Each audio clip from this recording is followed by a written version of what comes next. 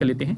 अब next numerical जो है वो आपका मैश एनालिसिस पर पूछा गया है कि by using the mesh analysis find the current through 6 ohm resistance in the following circuit. ये सर्किट आपको दिया हुआ है, इसमें 6 ओम के रेजिस्टेंस में कितना करंट फ्लो हो रहा है, यानी कि इस वाले रेजिस्टेंस की ये बात कर रहा है। चलिए, तो सबसे पहले अगर आपको ध्यान हो तो हम यहां पर लूप को आइडेंटिफाई करते हैं कि कितने क्लोज लूप यहां पर बन रही हैं। तो आप अगर ध्यान से देखें तो 2 क्लोज लूप आपको यहां पर देखने को मिल रहे हैं और उसमें हम करंट को मान लेते हैं। तो पहले वाले लूप में हमने मान लिया कि I1 करंट फ्लो हो रहा है इस डायरेक्शन में, ठीक है। कोशिश करें आप 90% क्लॉकवाइज ही लेने की, ठीक है। वैसे ही आप यहां पर अगर देखें तो ध्यान से यहां पर जो करंट फ्लो हो रहा है वो है आपका I2, ठीक है। देखिए, लास्ट वाली वीडियोस देखने के लिए मैं बार बार इसलिए बोल रहा हूं कि ये जो करंट का फ्लो है, किस तरीके से आपको रेजिस्टेंस में वैल्यूज लेनी है करंट की, कहां पर पॉजिटिव कहां पर नेगेटिव है, ये सब वहां पर आपको बहुत अच्छे से क्लियर हो जाएगा, ठीक है। तो अब सबसे पहले आपने मैश एनालिसिस में आइडेंटिफाई कर लिए हैं लूप, और आप 2 लूप आपको मिले, हर एक लूप में आपको केवीएल अप्लाई कर देना है, क्योंकि मैश एनालिसिस एक एप्लीकेशन है किरचॉफ्स वोल्टेज लॉ की,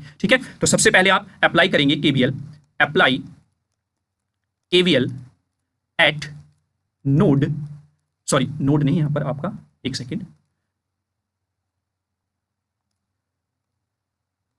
इन लूप 1। पहले लूप में जब हम केवीएल अप्लाई करते हैं तो केवीएल में हमें वोल्टेज लिखनी होती है बच्चों, है ना, और वोल्टेज लिखनी होती है तो दैट मींस जहां पर वोल्टेज सोर्स है तो वो आप एज इट इज लिख देंगे, और जहां पर रजिस्टर है तो उसमें कितना करंट फ्लो हो रहा है उसके साथ उसको हम वोल्टेज बना लेंगे, क्योंकि ओम्स लॉ हमको पता है V = IR होता है, ठीक है।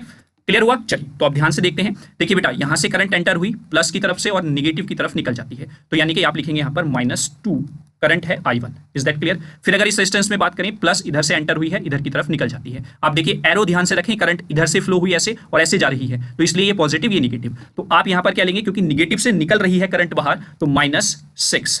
अब इस रेजिस्टेंस में 2 करंट फ्लो हो रही है, एक तो ये I1 है और इधर से ये पॉजिटिव से निगेटिव की तरफ जा रही है I2, तो दैट मींस यहां पर I1 और -I2 आपको देखने को मिलेगा। जब एक रेजिस्टेंस में 2 करंट फ्लो होती हैं तो जिस लूप की आप बात कर रहे हैं वो वाली करंट आपको ज्यादा कंसीडर करके चलनी होती है दूसरी करंट से, तो इसलिए यहां पर I1 -I2 आपने लिखा है, ठीक है। आगे आते हैं, आगे वोल्टेज सोर्स लगा हुआ है जो कि पॉजिटिव से निगेटिव की तरफ डायरेक्शन ऑफ करंट में आ रहा है, तो यहां पर आप -6 वोल्ट लिखेंगे, ठीक है, -6 हो जाएगा। अब आगे आप आते हैं तो इस रेजिस्टेंस में ऐसे करंट जा रही है तो ये प्लस टर्मिनल हो गया, प्लस से निगेटिव की तरफ जा रही है, तो -4 I1 आपको यहां पर मिल जाएगा।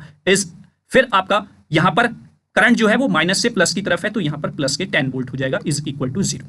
Is that clear? I hope यहां तक आपको कोई प्रॉब्लम नहीं होगी केवीएल अप्लाई करने में, ठीक है। जब आप इस इक्वेशन को सॉल्व आउट कर लेते हैं ओपन करके ब्रैकेट को, तो आपको इक्वेशन मिलेगी -12 I1 plus 6 I2 is equal to -4।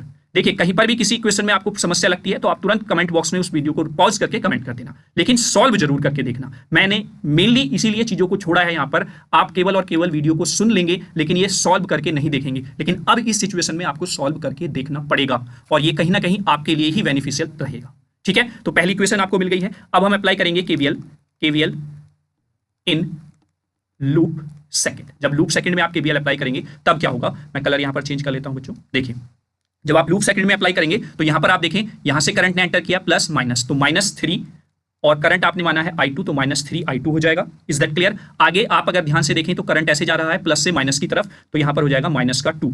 आगे चले, यहां पर प्लस से माइनस करंट फ्लो हो रहा है 5 ओम में, तो यहां पर हो जाएगा -5 I2। आगे अगर हम ध्यान से देखें तो इधर करंट जा रहा है निगेटिव टू पॉजिटिव इस वोल्टेज सोर्स में, तो ये हो जाएगा 6 वोल्ट। फिर आगे अगर आप ध्यान से देखें तो प्लस से माइनस करंट निकल रहा है, तो यहां पर आ जाएगा -6 ओम रेजिस्टेंस, और चूंकि 2 करंट फ्लो हो रही हैं तो जिस लूप के लिए हम बात कर रहे हैं उस वाली करंट को हम बड़ा करंट मानते हैं, तो इसलिए I2 -I1 हो जाएगा और इज इक्वल टू ये 0 हो जाएगा। Is that clear? तो आई होप ये क्वेश्चन भी आपको क्लियर हो गई होगी। एक ही कॉन्सेप्ट को आपको ध्यान में रख के चलना है, कंफ्यूज बिल्कुल भी नहीं होना है। जहां पर भी कोई समस्या लगे वीडियो को पॉज करें, कमेंट बॉक्स में तुरंत कमेंट कर दें कि सर यहां पर हमको समझ में नहीं आया है, ठीक है। जब आप इसको सॉल्व आउट करेंगे, अरेंज कर लेंगे इक्वेशन को, तो कुछ इस तरीके से आपको इक्वेशन मिलेगी 6I1 -14 I2 is equal to -4। ये आपकी इक्वेशन नंबर सेकंड हो जाती है, ठीक है। जब आप इक्वेशन फर्स्ट और सेकंड को सॉल्व कर लेंगे, किसी भी मेथड से करें आप, है ना, चाहे आप यहां से I1 की वैल्यू निकालकर यहां पर पुट कर दें, I2 की वैल्यू निकालकर यहां पर पुट कर दें, या दोनों इक्वेशंस को ऊपर नीचे रख के सॉल्व कर लें, तो after solving equation 1 and 2 we get, तो हमें यहां पर क्या मिलता है बच्चों, हमें मिल जाएगा यहां पर I1 की वैल्यू जो कि आएगी आपकी 0.606 एम्पियर, ठीक है। वहीं पर I2 की वैल्यू, जब आप I1 की वैल्यू को निकालकर किसी भी इक्वेशन में पुट करेंगे तो वो वैल्यू आपको मिलेगी 0.545 एम्पियर। आई होप यही वैल्यूज आपको भी देखने को मिल जाएंगी। अब यहां पर करंट पूछा है 6 ओम रेजिस्टेंस में। अब 6 ओम रेजिस्टेंस आपका यहां पर ये है बच्चों। अब 6 ओम रेजिस्टेंस में अगर हम बात करें करंट की, तो यहां पर लिखेंगे करंट इन 6 ओम रेजिस्टर, है ना। 6 ओम रेजिस्टेंस में आप जब करंट को फाइंड आउट करेंगे तो वो क्या हो जाएगा, देखिए यहां पर जो करंट निकलेगी बच्चों, वो जो भी करंट यहां पर बड़ी है, चाहे I1 हो या I2, तो उसको आप सबट्रैक्ट कर देंगे उसमें से दूसरी करंट को। तो यहां पर I1 बड़ा है I2 से, तो इसलिए I1 माइनस I2 आप देखने को मिल जाएगा। तो 0.606 माइनस 0.545, और जब सबट्रैक्ट करेंगे आपको तो ये वैल्यू मिल जाएगी 0.061 एम्पियर, और यही आपसे आंसर में पूछा गया था।